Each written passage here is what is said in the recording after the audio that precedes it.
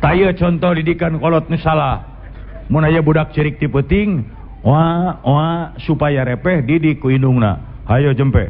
Ulah cerik peuting, tatangga gandingeun. Eta nu alus mah. Apan kolot urang masalah ngadidikna. Budak cerik supaya repeh disingsieunan. Halik sia jurig tah.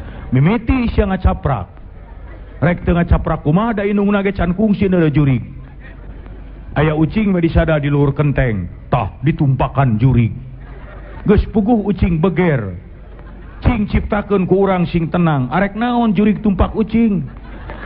Angkot loba, bemo aya, ojek ngabegreg, beca pabalatak, der tumpak ucing, apan sidik jurig teu gablek ongkos. Aya manu Korea kue ngaliwat ku kolot urang mah digebah.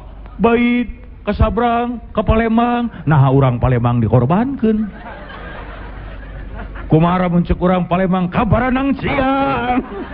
Ngagunuk sia jurig didinya rek naon.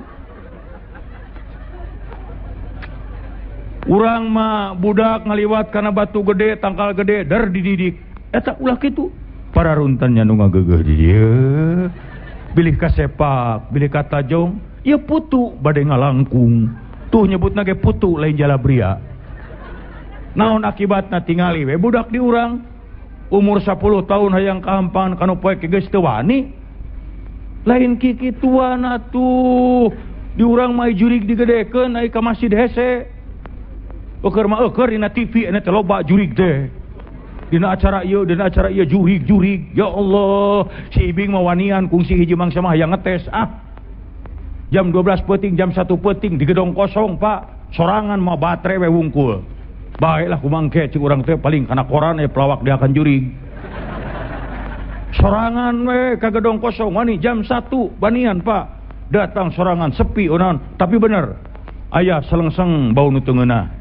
Dituturkeun ku simkuring ka mana ya bau jigna terus papai. Eureun didinya di baterean, bener tai ucing.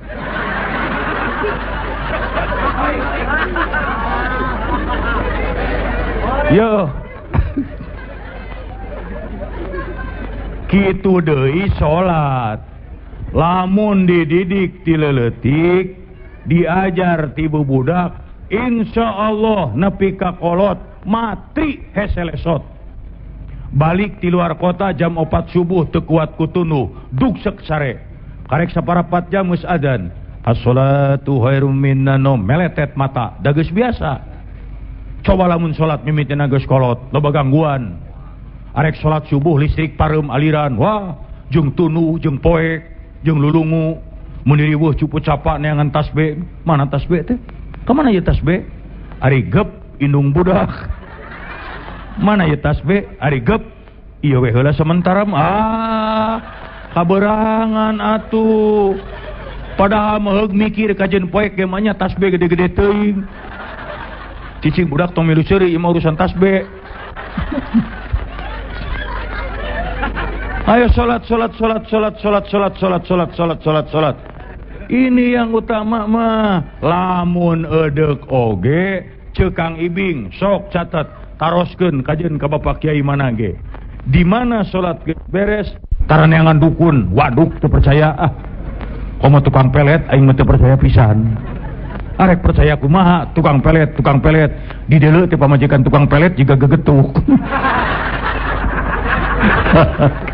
Dek nanahaon saya kitu mah ramiping.